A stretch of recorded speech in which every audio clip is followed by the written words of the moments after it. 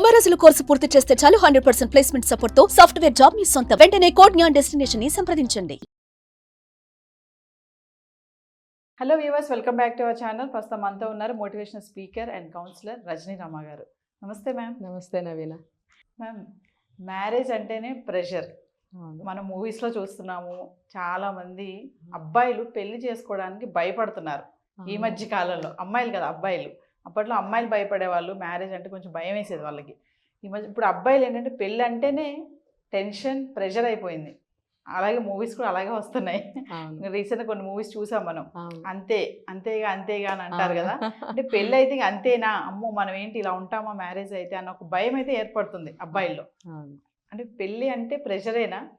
ఏం చెప్తారు? రకరకాలు. ఇప్పుడు అంతేనా అని అంటే అది అక్కడ ఒక డామినేషన్ ఉంది కాబట్టి ఇతనికి అక్కడ సోర్సెస్ లేవు ఎదురు తిరగడానికి, ఇంకా తప్పదు. అంత అంత స్ట్రాంగ్ అవతల వైపు ఉన్నప్పుడు అంతే అనాల్సిందే. ఏమంటారు, చప్పట్లు అంటారు కదా, చప్పట్లు కొట్టడమే, ఇంకా తప్పదు. కానీ మ్యారేజ్ అంటే ఒక ప్రెషర్ అని అంటే అబ్బాయిలు కూడా ఇప్పుడు మనం చెప్పుకున్నట్టు అమ్మాయిలతో ఎంత ఫ్రీగా ఫ్రెండ్షిప్లు చేసినా ఏం చేసినా ఆ అమ్మాయిల గురించి బాగా తెలుసుకుంటున్నారు. దగ్గరగా ఉండి ప్రతిదీ, అంటే వాళ్ళకి డేటింగ్లో అలాంటివి లేకపోవచ్చు కానీ కలిసి తిరుగుతున్నారు కదా, ఫ్రెండ్స్ కదా. ఫ్రెండ్స్ అయినప్పుడు కలిసి తిరుగుతున్నప్పుడు వాళ్ళ ఒపీనియన్స్ కానీ వాళ్ళ టేస్ట్లు, అభిరుచులు అన్నీ కూడా చెప్పుకుంటారు కదా. అరే అంటే ఓసాయి అనుకుంటున్నారు కాబట్టి ప్రతిదీ చెప్పుకుంటారు. ఓసాయి నీకు ఇది బాగోలేదే, నీకు ఈ టాప్ బాగోలేదే, లేకపోతే లోపల ఏం వేసుకున్నావు అది కనిపిస్తుంది, మాట్లాడుతున్నారు. అంత చనువు ఉన్నప్పుడు అమ్మాయి అంటే బాగా అర్థమవుతుంది కదా. ఇది నాతోనే ఎంత ఇదిగా ఉంది, రేపు నాకు వచ్చే అమ్మాయి కూడా ఇలాగే ఇంకోటితో ఉందా, ఆటోమేటిక్గా ఇది ప్రెషరే. అమ్మో నాకు కూడా అలాంటిది వస్తుంది. నువ్వు ఒక అమ్మాయితో అంత ఫ్రీగా మాట్లాడినప్పుడు ఫ్రెండ్గా, ఆ అమ్మాయి కూడా ఇంకో అబ్బాయితో అంతే ఫ్రెండ్గా మాట్లాడిందా లేదా, లేకపోతే ఇంకొకటితో రిలేషన్షిప్లో ఉందా అనేది నువ్వు తేల్చుకోలేవు. తేల్చుకున్నప్పుడు ప్రెషరే. ఇంకోటి, అలాంటి అమ్మాయిలు మా ఇంటికి వస్తే మా పేరెంట్స్తో కానీ మా సిబ్లింగ్స్ కానీ రిలేటివ్స్తో కానీ ఎలా ఉంటుందో చెమటలు పోస్తాయి అబ్బాయికి. ఎందుకంటే లవ్ మ్యారేజ్ అయితే చచ్చినట్టు వాడినే బలి తీసుకుంటారు. నువ్వేరా, నీ వల్లేరా, నువ్వు చెప్తే ఇవ్వలేదు అంటారు. అరేంజ్డ్ మ్యారేజ్ అయినా కూడా భార్యకు నువ్వు చెప్పలేకపోతున్నావు. వాళ్ళు సెట్ చేసిన అమ్మాయి అయినా సరే ఆ అత్తగారు ఆ మామగారు అమ్మాయికి చెప్పలేని స్థితి. ఉన్న ఒక్కటే ఒక బ్రిడ్జి కొడుకు, ఆ కొడుకునే అడుగుతూ ఉంటారు. మరి అది ప్రెషర్. ఈ అమ్మాయి కూడా అడుగుతూ ఉంటుంది పెళ్ళి అయిన తర్వాత. మరి ఇటు నుంచి ప్రెషర్, అటు నుంచి ప్రెషర్. ఆ అబ్బాయికి పెళ్ళి చేసుకోవాలా వద్దా అని ఒక ఇదిలో ఉంటాడు, డౌట్లో ఉంటాడనమాట.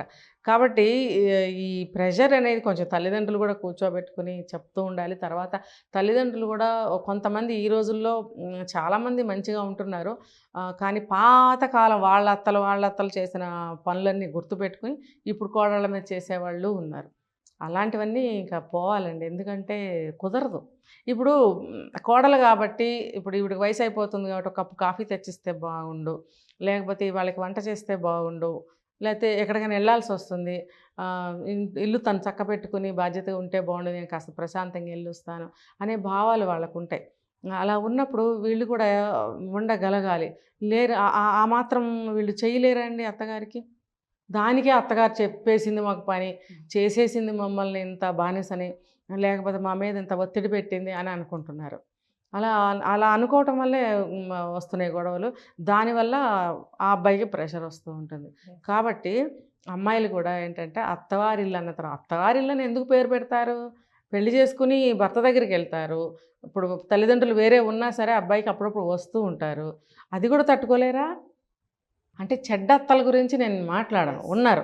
భయంకరంగా పీక్కు తినే అత్తలు ఈ రోజుకి ఉన్నారు, ఏ వయసు వాళ్ళకైనా ఉన్నారు. నా కోడలకు 70 ఏళ్ళు వచ్చినా 100 సంవత్సరాల కోడళ్ళు ఉన్నారు. ఇంకా వాళ్ళ గురించి మాట్లాడను. ఇంకా అది అంతే, మన శరీరంలో భాగం అనమాట. అది మంచి అయినా చెడ్డ అయినా భరించాలి దాని మీద.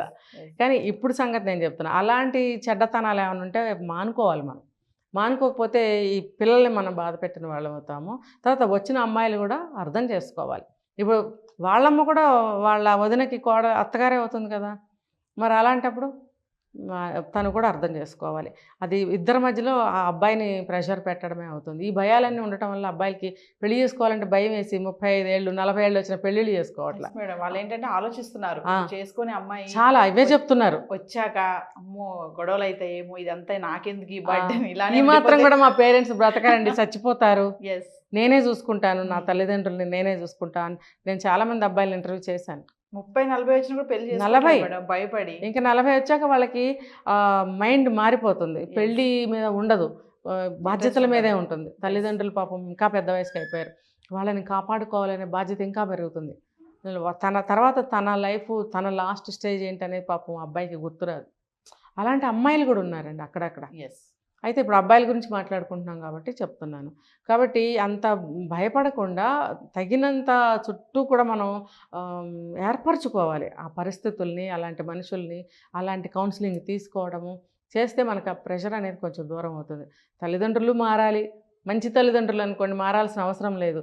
బాబు ఇలా టెన్షన్ పడక, అందరు అమ్మాయిలు అలా ఉండరు, పోనీ మనకి తెలిసిన అమ్మాయిని, మంచి అమ్మాయిని మనం చూసుకుని చేసుకుందాము, భయపడకు, కొంచెం లేట్ అయినా మంచి అమ్మాయిని చూసి చేసుకుందాం, అంతేగాని పెళ్ళి వద్దు అని అనకు అనేటువంటివి చెప్పాలి. మేమందరం చేసుకోలేదా, అవన్నీ ఉంటూ ఉంటాయని.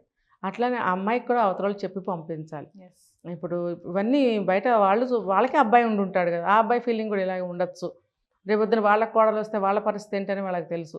కాబట్టి వాళ్ళ అమ్మాయిని పంపించేటప్పుడు అమ్మ మన పరిస్థితి ఎవరింటి పరిస్థితి అయినా ఒకటే, కాబట్టి నువ్వు ఇలా చెయ్యకు, చక్కగా నీ కాపురం చూసుకో, మంచిగా ఇంట్లో అందరినీ మంచిగా నువ్వు ట్రీట్ చెయ్యి, నువ్వు మంచిగా బిహేవ్ చెయ్యి, బంధాన్ని నువ్వు మంచిగా స్ట్రాంగ్ చేసుకో, నీకు ఒక ఫ్యామిలీని మేము ఇస్తున్నాము అనేటువంటివన్నీ చెప్పి పంపిస్తూ ఉండాలి.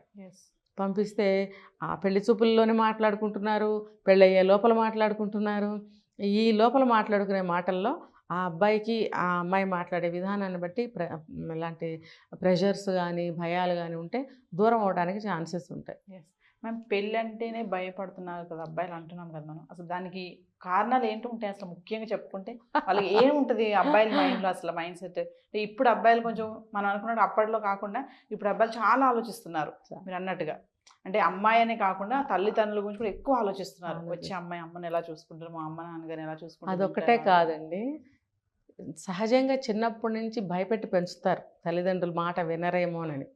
అది ఆ భయం పెరిగి ముసలాళ్ళైనా వాళ్ళలో భయాలు పోవు. ఆ భయం అనేది ఈ విషయంలో కూడా ఇంకొంచెం భయం పెరుగుతుంది. ఆ భయంతో తన మీద తనకి నమ్మకం తగ్గుతూ వస్తుంది. ఆ పిరికితనం, భయం అనేది, కాన్ఫిడెన్స్ లెవెల్స్ అనేవి తగ్గుతాయి, తక్కువ ఉంటాయి వాళ్ళలో. ఆ తక్కువ ఉన్నప్పుడు ప్రతిదీ నేను చేయగలనా, అమ్మో నా వల్ల అవుతుందా, అమ్మో వచ్చేది ఎలాంటిది వస్తుందో, ఒకవేళ ఎలాంటి అమ్మాయి వస్తుందో తెలిసిన తర్వాత అయితే అమ్మో కొంచెం అమ్మాయి యాక్టివ్గా ఉంది, నా పరిస్థితి ఏంటి రేపొద్దున, లేకపోతే ఈ అబ్బాయికి ప్రీవియస్ ఏదైనా అఫైర్స్ ఉండొచ్చు, అవన్నీ తెలిసిపోతాయేమో, లేదు సెక్సువల్ పరంగా నేను సక్సెస్ అవ్వగలనా లేదా, సాటిస్ఫై చేయగలనా లేదు నాకు పిల్లలు పుడతారా అసలు ఇన్ ఫ్యూచర్, అంటే జనరల్ డౌట్స్ ఇవన్నీ. ఇప్పుడు అందరినీ చూస్తుంటాం, భలే మంచి పిల్లలు ఉన్నారు వాళ్ళకి, మనకు కూడా అలాంటి పిల్లలు పుట్టాలి, మనకు పుడతారంటావా ఫ్యూచర్లో అనే చిన్న చిన్న డౌట్లు అనమాట. అలాంటి డౌట్స్ ఇవన్నీ కలుపుకునే వాళ్ళకి ఒకటే ప్రెషర్ వచ్చేస్తుంటుంది. అలాంటి భయాలు పెట్టుకోకూడదు. అంతగా అయితే పెళ్లి చేసుకోవాలని అనిపించినప్పుడు ఒక 1 year ముందు నుంచి కూడా కౌన్సిలింగ్ తీసుకోవాలి. కౌన్సిలింగ్ కాదు, కొన్ని క్లాసెస్ ఇంట్లో వాళ్ళు కూడా అది చెప్పచ్చు. ఇప్పుడు ఎన్ని కోట్ల మంది పెళ్ళిళ్ళు చేసుకుంటున్నారు, ముసలాళ్ళు అవుతున్నారు, మళ్ళీ వాళ్ళ పిల్లలకి చేస్తున్నారు. లైఫ్ సైకిల్ అనేది నడుస్తూ ఉన్నప్పుడు నువ్వొక్కడ ఎందుకు భయపడుతున్నావు, నువ్వొక్కడ స్పెషలా, ఇలా వాళ్ళకి చెప్పాలి. చెప్తే ఒక న్యాచురల్గా వాళ్ళకి చెప్పాలి, ఒరిజినల్గా వాళ్ళు ఏంటి ఇలా ఉంటుంది లైఫ్ అనేది చెప్పినట్టయితే వాళ్ళు కూడా అర్థం చేసుకోవడానికి ప్రయత్నిస్తారు. ఏదో ఒకసారి కాదు, తరచుగా వాళ్ళకి చెప్తూ ఉండాలి. భయం అనేది పెట్టుకోకూడదు. దానికి తగ్గ బుక్స్ ఉంటాయి, మంచి బుక్స్ ఉన్నాయి, బుక్స్ చదవచ్చు. అలాంటి ఏమంటారు వైఫ్ అండ్ హస్బెండ్ సినిమాలు చూస్తే కూడా కొంచెం ధైర్యం వస్తుంది. ఎందుకంటే ఫైనల్గా మేడం పెళ్ళి అయిపోయింది అనుకోండి, మ్యారేజ్ అయ్యాక భార్య చెప్పాలా, తల్లితో సమర్థించుకోవాలా, భార్యను సమర్థించుకోవాలన్న చిక్కులో చాలా మంది పడి ఇబ్బంది పడుతున్నారు అబ్బాయిలు. ముఖ్యంగా చూసుకుంటే ఇటు భార్యకి చెప్పలేరు, అటు అమ్మకి చెప్పలేరు, ఇద్దరికి పడదు. వాళ్ళిద్దరిని అడ్జస్ట్ చేసుకుంటూ మేనేజ్ చేసుకోవాలి. సో ఓవరాల్గా ఏం చెప్తారు మేడం దీని మీద? నన్ను అడిగితే అసలు చెప్పకు, ఓరే అబ్బాయిలు మీరే చెప్పులేసుకుని బయటకు వెళ్ళిపోండి, ఎందుకంటే అక్కడ పొయ్యి మీద ఏ పప్పో వంకాయ కూర చికెన్ కూర ఉంటుంది, ఏదో చిన్న గొడవ వస్తుంది, తల్లో భార్యో నీకు చెప్తారు, ఈ గొడవ ఇలా నడుస్తుండగా అది నాశనం అవుతుంది. చక్కగా చెప్పులేసుకుని వెళ్ళిపోండి. వీళ్ళిద్దరిలో ఎవరో ఒకరు కూర పాడవుతుంది కదా, అటుపోతారు. లేదు, ఏ భేదాభిప్రాయాలు కానీ అభిప్రాయ భేదాలు కానీ చిన్న చిన్న కోపతాపాలు అలకలు వచ్చినాయా అని వాళ్ళే తీర్చుకుంటారు. ఇద్దరు ఆడవాళ్లే కదా. నువ్వు మగాడివి, నువ్వేం చెప్తావు, నీకేం తెలుసు, రాకు పో. అసలు మధ్యలో వెళ్ళకుండా ఉంటే మంచిది. అస్సలు వద్దు, ఇమ్మీడియట్గా చెప్పులేసుకుని పో. ఇంతలో వాళ్ళు ఊరేసుకుని చచ్చిపోరు, కర్రలు పట్టుకుని కొట్టేసుకోరు కదా. నువ్వు మళ్ళీ వస్తావు 10 నిమిషాలే, మళ్ళీ రా. ఈ లోపల ఇద్దరు కలిసి కూర చేస్తూనే మీకు కనిపిస్తారు. మీ చిన్న టిప్పు తెలియక చాలా మంది మధ్యలో కావాలంటే అబ్బాయిలందరూ టెస్ట్ చేసుకోండి, పెళ్ళైన అబ్బాయిలు, పెళ్ళి కాని అబ్బాయిలు ఒకళ్ళు వదినలో ఎవరైనా ఉంటే అలాంటి వాళ్ళ దగ్గర టెస్ట్ చేసుకోండి. పెళ్ళి అయిన వాళ్ళైతే సెల్ఫ్గానే మీరు టెస్ట్ చేసుకోండి. సో వెంటనే బయటకు వెళ్ళిపోవాలన్నమాట, మధ్యలో ఎంటర్ అయితే అవ్వద్దు అస్సలు. ఇంకొకటి చెప్పాలండి, తల్లి అంటే ఇప్పుడు జెన్యూన్ ఉంటుంది సాధారణంగా. ఏంటంటే మంచి తల్లుల గురించి చెప్తున్నాను, అందరూ కాదండి. కొంతమంది గొడవలు పెట్టాలనే తల్లులు ఉంటారు, వాళ్ళ గురించి నేను అసలు ఎప్పుడు మాట్లాడను, అనవసరం. ఈ మంచి తల్లులు ఎవరైతే ఉన్నారో ఈ మంచి తల్లులు చెడు ఎప్పుడు చెప్పరు. కాబట్టి తల్లి ఏదైనా కోడల మీద బాబు ఇట్లా చిన్న అంటే ఒక్కసారికి చెప్పరు, ఒక 10 సార్లు 5-6 సార్లు చూసిన తర్వాత ఆ సమస్య అనేది రెక్టిఫై అవ్వనప్పుడు చిన్నగా ఆ అమ్మాయికి భర్త, ఆ అమ్మాయి మీద బాధ్యత ఉన్నవాడు, ఆ అమ్మాయి మీద రైట్స్ ఉన్నవాడు ఎవరు, భర్త. వాళ్ళ తల్లిదండ్రుల వరకు పోలేదు ఆవిడ, ఎందుకంటే ఇక్కడ ఉన్నది కొడుకు కాబట్టి. అది కూడా జాయింట్ ఫ్యామిలీ అయితే, లేకపోతే అది కూడా ఉండదండి. బాబు నేను ఇలా సఫర్ అవుతున్నాను అయినా తను చెప్పినా కొంచెం అర్థం చేసుకోవట్లేదు, నువ్వు చెప్పి చూడన్నానా అని చాలా అంటే చాలా నైస్గా చెప్తుంది. ఒక మంచి తల్లి, క్లాస్ పెట్టాను నేను. రఫ్గా కానీ రూడ్గా కానీ చెప్పదు. చెప్పినప్పుడు ఆ కొడుకు వెళ్ళి తను కూడా నైస్గానే అడగాలి, కొట్టేసి తిట్టేసి నోట్లోంచి వేరే వేరే మాటలు తీసుకొచ్చేసి అడగకూడదు. అది కూడా సమయం చూసి మెల్లగా, అంటే 10 రోజులు టైం తీసుకోమని కాదు, ఆ పూట తర్వాత గంట 2-3 గంటల తర్వాత మెల్లగా మూడ్ చూసి ఇలా మెల్లగా అడగాలి. అదే భార్య చెప్పింది అనుకోండి, మీ అమ్మ నన్ను ఇలా చేస్తుంది అలా చేస్తుంది, ఏం చెప్పాలో తెలుసా, ఏం కాదులే సర్దుకో, ఏం కాదు, ఏం అవ్వదు, మీ అమ్మ అంటే నువ్వు అన్న వెళ్ళి మీ నాన్నకి చెప్తావా, మీ అన్నయ్యకి చెప్తావా, లేకపోతే నాకు చెప్తున్నావా, మరి మా అమ్మ అంటే ఎందుకు చెప్తున్నావు, నువ్వు బయట నుంచి వచ్చావు, ఈవిడ బయటది అనే ఫీలింగ్తోనే కదా నువ్వు నాకు మా అమ్మ మీద చెప్తున్నావు అని స్టార్టింగ్లోనే కనుక ఒక లెసన్ ఆమెకి ఇచ్చినట్టయితే, నెక్స్ట్ ఎప్పుడు కూడా ఇంట్లో నువ్వు ఇక్కడికి వచ్చావు, నువ్వు మా ఇంటి అమ్మాయివి, మరి గోత్రాలు మార్చుకుంటారు, ఇంటర్ క్యాస్ట్ మ్యారేజ్ అయితే కూడా ఈ క్యాస్ట్ అనే చెప్పాలి, తన క్యాస్ట్ చెప్పకూడదు అసలు. అయితే మీరు ఎవరు ఏ క్యాస్ట్ అంటే ఈ వీళ్ళ క్యాస్ట్ అనే చెప్పాలి, నీ గోత్రం ఏంటంటే వీళ్ళ గోత్రం అని చెప్పాలి, అంతే కదండి. నువ్వు వీళ్ళ వంశానికి పిల్లలకి అంటావు, వీళ్ళతోనే లైఫ్ మొత్తం ఉంటావు, గెస్ట్గా మాత్రమే అక్కడికి వెళ్తావు. మన ఆచార సాంప్రదాయాలన్నీ ఒక హిందూ ధర్మంలో ఇవన్నీ ఉన్నాయి కాబట్టి మనం కొత్తగా చెప్పేవి కాదు. కాబట్టి నువ్వేం చేయాలి, ఇక్కడ మనిషిలాగా బిహేవ్ చేయాలి, అంతేగాని పరాయి మనిషిలాగా చేయకూడదు. ఏదన్నా ఉంటే నువ్వు చిన్న వయసు దానివి, ఆవిడ పెద్ద, ఆవిడ ఎన్నో బాధలు పడి ఈ ఏజ్కి వచ్చింది, ఆవిడ కొంచెం ఎంత చూసుకున్నా ఆవిడకి టెన్షను, అనారోగ్యము, లేకపోతే ఏమన్నా ఉండే వయసు అది. నువ్వు చిన్నదానివి, ఆవిడన్నీ భరించి ఇక్కడికి వచ్చింది కదా. ఇప్పుడు నువ్వు చిన్నదానివి కాబట్టి నువ్వు కొంచెం అలవాటు చేసుకో, ఓర్చుకోవడం కానీ అడ్జస్ట్ అవ్వడం కానీ. ఎప్పుడు కంప్లైంట్ చెయ్యకు, ఏదన్నా ఎక్స్ట్రీమ్ ఉందంటే నేను అబ్జర్వ్ చేస్తాను. ఇంట్లో తిరుగుతున్నాను నాకు తెలీదా, ఇప్పుడు ఒక 3 గదులు 2 గదులు 4 గదులు ఉంటాయి, అందరూ అక్కడే తిరుగుతారు కదా, మహల్ కాదు కదా, చెవులు పనిచేస్తే కళ్ళు పనిచేస్తాయి, అబ్జర్వేషన్ అనేది ప్రతి ఒక్కడికి ఉంటుంది. ఇంకోటి, అబ్బాయికి పెళ్ళి నా భార్య వచ్చింది కాబట్టి మా అమ్మ కూడా ఎలా ఉంటుందని ఎక్కువ కాన్సన్ట్రేషన్ వాళ్ళ అమ్మ మీదే పెడతాడు. ఎందుకు, బయట నుంచి వచ్చింది నన్ను నమ్ముకొని ఆ అమ్మాయి బాధపడకూడదు, తల్లికే చెప్తాడు, తల్లినే అబ్జర్వ్ చేస్తాడు. అది కూడా నేను సమర్థించా. పోని మనసులో పెట్టుకో, బయటకి ఏమి అనకు తల్లిని, అలానే భార్యని అనమని నేను అనట్లేదు, కానీ ఇద్దరి మధ్యలో నువ్వు ఇలా మాట్లాడితేనే గొడవలు రాకుండా ఉంటాయి. ఆ అమ్మాయి కూడా అమ్మో నా భర్త నాకు ఇటువంటి ఫస్ట్లోనే చెప్పాలండి. ఇప్పుడు పెళ్లి చేసుకుని పసుపుతాడు కట్టించుకుని ఇంట్లోకి వచ్చారు అన్నంగానే సాయంత్రం లోపల బోల్ టైం ఉంటుంది వాళ్ళకి, ఒక 10 నిమిషాలు అరగంట గంట కూర్చొని మనసిప్పి వీళ్ళిద్దరూ ఈ మాటలు మాట్లాడుకోవాలి. ఇప్పుడు నువ్వు మా ఇంట్లో గృహప్రవేశం చేశావు, నువ్వు మా అమ్మాయి అయిపోయావు, నువ్వు ఇంకా అన్నీ మా గోత్రము మా వంశస్థురాలు అయిపోయావు కాబట్టి నీది అనుకోవాలి. తర్వాత ఇంట్లో వాళ్ళ మీద కంప్లైంట్ ఎప్పుడు చెయ్యకు, కంప్లైంట్ వచ్చేలాగా నువ్వు బిహేవ్ చెయ్యకు. మా అమ్మ చాలా మంచిది అంటే ఒక మంచి తల్లి అయితే మాత్రమే. ఆ అబ్బాయికి తెలుస్తుంది వాళ్ళ అమ్మ మంచిదా కాదో అబ్బాయికి ఖచ్చితంగా తెలుస్తుంది. కాబట్టి మంచి తల్లి అయితే మాత్రం మా అమ్మ అలాంటిది కాదు అని చెప్పండి. చెప్పి ఇలాంటి కంప్లైంట్స్ చేయొద్దు, నువ్వు అడ్జస్ట్ అవ్వు, మీ అమ్మ దగ్గర ఎలా ఉంటావో అలా ఉండు, నువ్వు బయట దానిలాగా ఫీల్ కాకు, ఇలాంటివన్నీ చెప్తూ ఉండాలి.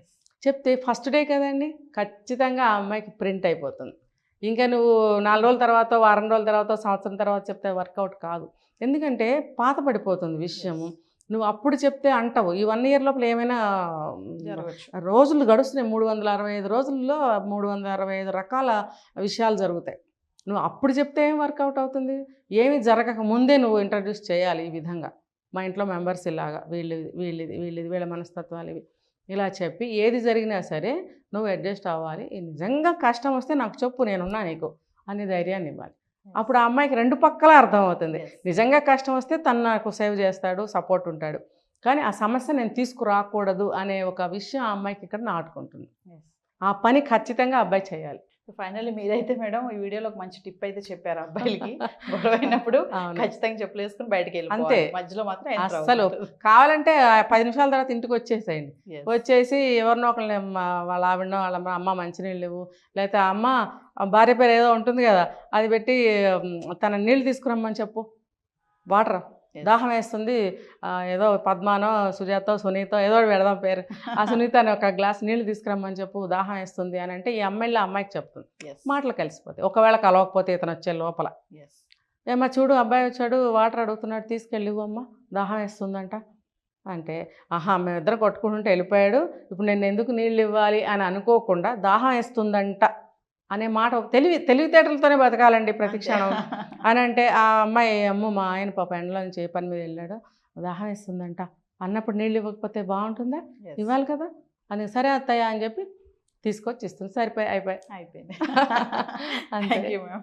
సుమన్ టీవీలో మీ పర్సనల్ అండ్ బిజినెస్ ప్రమోషన్స్ కోసం కింది నెంబర్కి కాంటాక్ట్ చేయండి.